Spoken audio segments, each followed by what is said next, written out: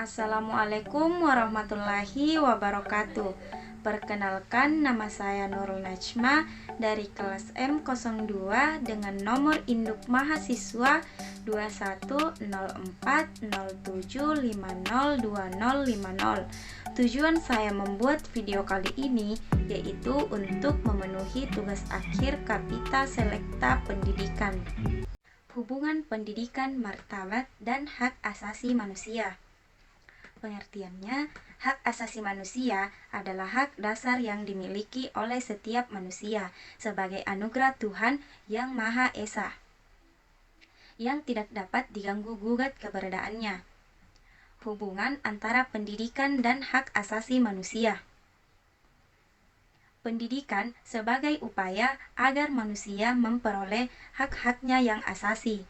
Menurut sejarah, di negara-negara Eropa mula-mula muncul masalah mengenai hak-hak manusia yang telah diinjak-injak oleh pemerintahan monarki atau absolutisme. Sebab pada mulanya yang menjadi masalah pokok mengenai pendidikan ialah bagaimana individu itu memperoleh hak-haknya yang asasi. Oleh karena itu pula, tugas negara adalah menjamin berkembangnya hak-hak individu tersebut. Hubungan pendidikan dan martabat manusia. Hakikat, tugas dan tujuan hidup manusia tiada lain adalah menjadi manusia. Tugas dan tujuan hidup manusia adalah membangun atau mengadakan dirinya mendekati manusia ideal. Hakikat, jenis, fungsi, dan dampak Tripusat Pendidikan.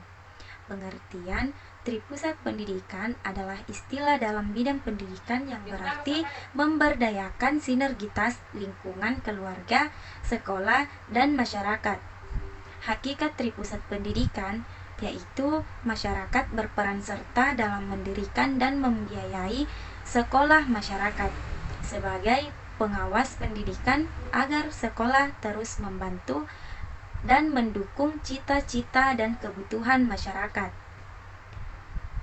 Masyarakat sebagai sumber pelajaran atau laboratorium tempat belajar. Jenis pendidikan keluarga, pendidikan sekolah, pendidikan masyarakat. Fungsi, ada 3 fungsi tripusat dalam pendidikan, yaitu 1. Fungsi keluarga dalam pendidikan, 2. Fungsi sekolah dalam pendidikan, 3. Fungsi masyarakat dalam pendidikan. Dampak dapat menjadikan anak memiliki kepribadian yang utuh dan bertanggung jawab. Anak akan memiliki profesionalisme yang merupakan modal utama untuk terjun ke dunia pendidikan. Fungsi, tujuan, dan karakteristik pendidikan sekolah dasar. Pengertian, pendidikan sekolah dasar adalah pendidikan anak yang berusia 7-13 tahun sebagai pendidikan di tingkat dasar yang dikembangkan sesuai dengan satuan pendidikan, potensi daerah, dan sosial budaya.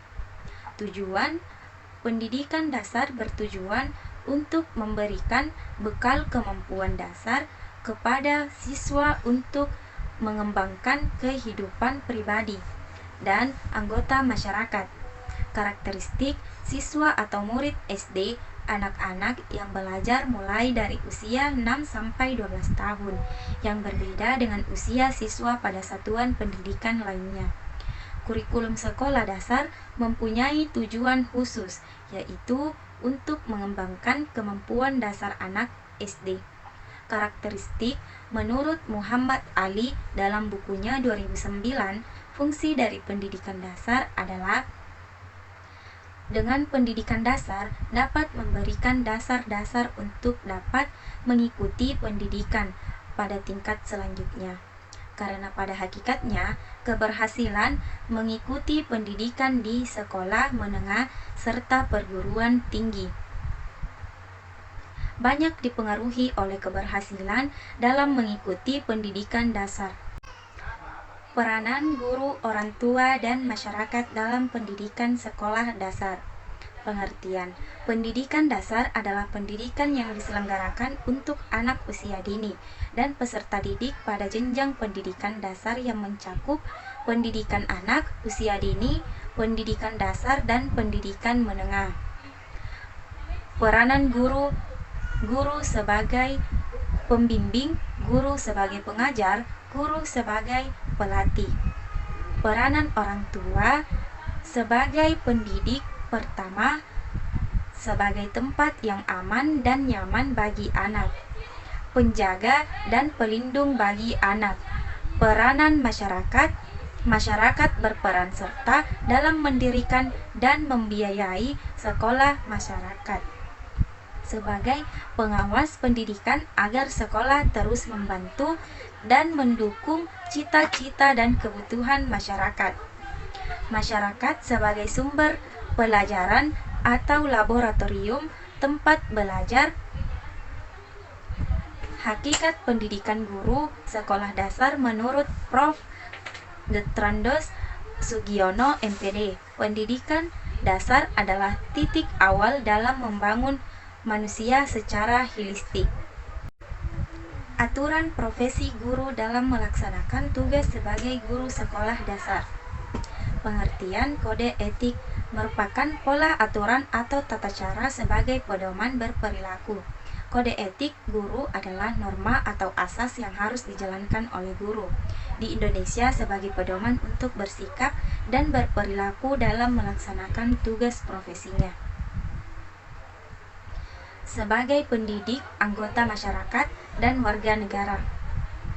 Implementasi aturan profesi guru. Guru berbakti membimbing peserta didik untuk membentuk manusia Indonesia seutuhnya yang berjiwa Pancasila. Etika, kinerja, dan tugas dalam aturan profesi guru berdasarkan Undang-Undang Dasar 1945. Pemerintah Republik Indonesia menetapkan kode etik guru sebagai berikut.